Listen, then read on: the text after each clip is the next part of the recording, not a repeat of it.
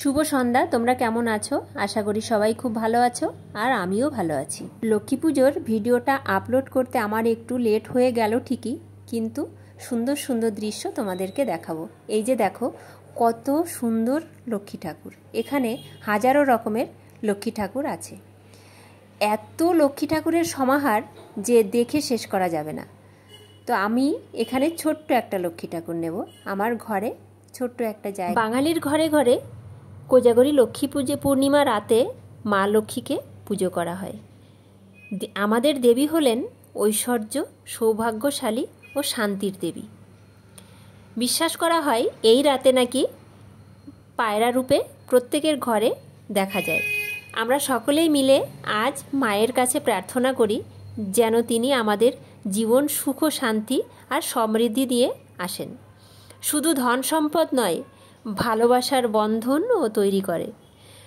লক্ষ্মী পুজো আমাদের শেখায় পরিচ্ছন্নতা, শুদ্ধতা আর হৃদয়ের ভক্তি আসল উপাসনা। মায়ের আশীর্বাদ যেন আমাদের সকলের মাথার ওপরে থাকে। সবাইকে জানাই শুভ লক্ষ্মী পুজোর শুভেচ্ছা। এখান থেকে আমি একটু ফুল নিয়ে যাচ্ছি, আর এখানে বাতাবি লেবুটাও পেয়ে গেলাম, খুব সুন্দর টাটকা। আর এই যে পদ্ম ফুল না হলে কিন্তু আমাদের পুজোই হয় না, মা লক্ষ্মীর পুজো। এদিকে বাজার করতে করতে আবার কত না লক্ষ্মী ঠাকুরের দেখা মিলল, আবার তোমাদের সঙ্গে একটু শেয়ার করলাম।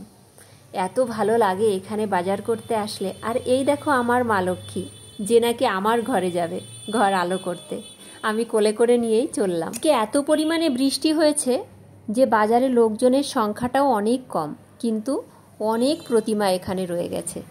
জানি না সবাই সবার ঘরে কখন যাবে। আর এদিকে আমি চলে আসলাম কিছু ফল, গুড়, যেহেতু নারকেলের নাড়ু করব, এই সমস্ত জিনিস কেনার জন্য এই সাইডে আসলাম। বাজারে ঢোকার পরে দেখি এত ভিড়, বুঝতে আর পারছি না আমি কি দিয়ে শুরু করব কেনাকাটা।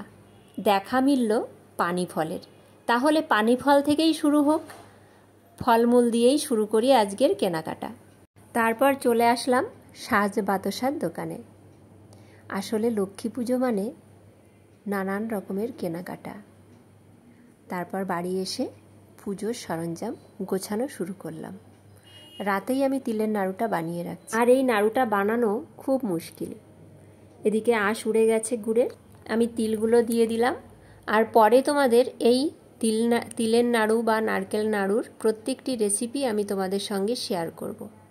এখানে আমি মোয়া বানিয়ে নিচ্ছি, তারপর বানাবো নারকেল নাড়ু, আর তার সঙ্গে রয়েছে সুজির পায়েস আর ফুলকো ফুলকো লুচি।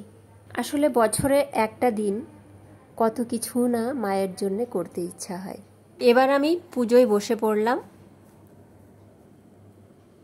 কেমন লাগছে বলো আমার লক্ষ্মী ঠাকুরকে, আর কেমনভাবে সাজিয়েছি অবশ্যই কমেন্ট করে আমাকে জানিও।